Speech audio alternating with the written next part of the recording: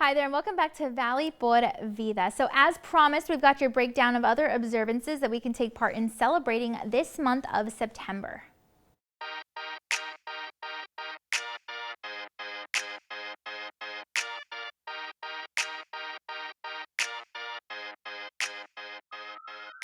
Now looking at the nationaldaycalendar.com, it seems that this month actually marks Gynecologic Cancer Awareness Month. And this is all about placing a focus on and learning about different symptoms, treatment, risk factors, prevention, any available clinical trials, and of course, survivors' stories for motivation, for anyone suffering themselves or for anyone who knows someone who is. The site also outlines that it's recommended females get regular visits with their doctor and gynecologist specifically, just to make sure that we're staying on top of our health. Now, there are lots of versions and types of the disease, so it's important to be aware of this as well. And September also marks the beginning of Hispanic Heritage Month, which actually runs from the 15th of this month all the way to the 15th of October. It's a 4-week long national observance, and there are often many local community celebrations to commemorate it during this time. The site says that Hispanic populations have grown to nearly 62 million people in the United States to date, and that's not even including Hispanic persons who are of Hispanic descent but don't identify as such. In an historical context, Alberto Gonzalez was credited with being the first ever Hispanic U.S. Attorney General. Then there's Ted Cruz and Marco Rubio of the Hispanic community and serving as members of Congress, of course, for Texas here, and the list goes on and on. But plus, there are many Hispanic public figures in the world of entertainment, like actress Salma Hayek, George Lopez, and Jennifer Lopez, and of course the amounts of delicious foods that come with Hispanic traditions and cultures is amazing. I mean, we're talking tamales, tequila, mojitos, Cuban sandwiches, and so much more. And the site says all of that information, plus that if you happen to take part in the celebration of Hispanic Heritage Month, that you can share your journey and experiences on social media by using the hashtag Hispanic Heritage Month. And lastly, this month marks National Intergeneration Month, so it's a moment for us to look at family trees. The site says that there's a nonprofit organization that's dedicated to research regarding intergenerational issues, and their focus is on connecting generations in an effort to communicate better, especially when regarding age-related gratitude and needs.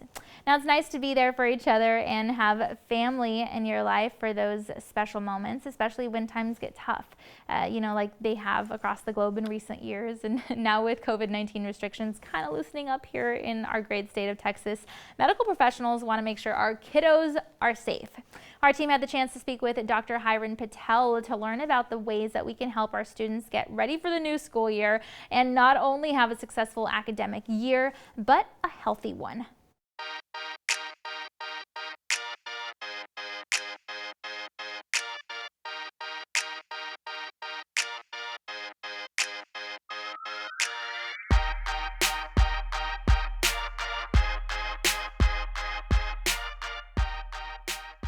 Hi everyone, this is Hiran Patel. I'm the hospitalist and internal medicine physician and also the Chief Medical Officer for United Healthcare in Texas and Oklahoma. It's very important that the time of the year where the kids are going back to school, where it's an opportunity for us to get them back to their physicians. Starting with the eye exam, we all know American Optometric Association recommends a child's first comprehensive visit that should occur before they're 1 year old, again at 3, and then before entering the school. So if there are any vision issues, the school-age children should have an exam at least every 2 years. Not able to see clearly can affect their physical, emotional, and social development. And again, it can affect their athletic or academic performance. So we want to make sure that we get their eyes checked first. We also have some tips here, like besides comprehensive eye exams. It's important to avoid the digital eye strain. Everyone wants to be on a computer and a TV screens and phones. So some of the tips to avoid these screens, the strain is just keep the 30 inches of distance between the screen and your eyes. Take breaks every 20 minutes. Also, the screen protectors or computer monitors, with the limited exposure to blue light are also helpful here. Another thing I would say is a dental exam, which is as important. The proper dental exam, by age 5, half of the kids have at least one cavity. We don't want kids to be getting cavities, so we want to make sure we take them to their dentist. And in addition to routine cleaning, it's also important to maintain the hygiene.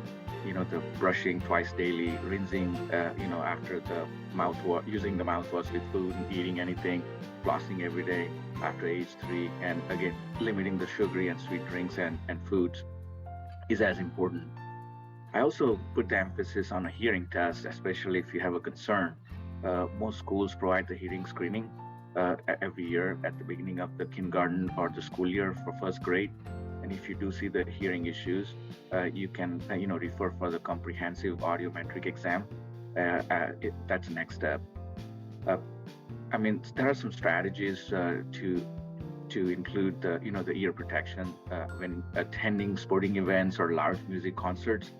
I would say 60-60 rule, which means the limiting use of earbuds or headphones to no more than 60 minutes, no more than 60% of the player's maximum volume, and also it's also a good habit to have a noise canceling headphones.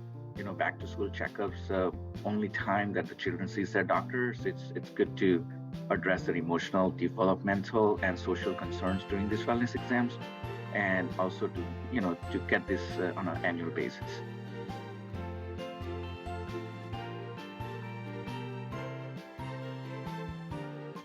So there you have it, comprehensive eye exams, dental cleanings, hearing tests, and more. So important. And on that note, that wraps up our show for today. Thanks again so much for joining us, though, and be sure to tune in again next time because we'll have a lot more in store for you. But for now, as always, we remind you to follow our team on social media for sneak peeks at what we've got coming up on the show, and of course for your chance at your comment or question to possibly featured on air with us. And as always, you can visit valleycentral.com to rewatch some of today's favorite segments. We've got all of that and a whole lot more fun next time on Valley Por Vida. We'll see you then.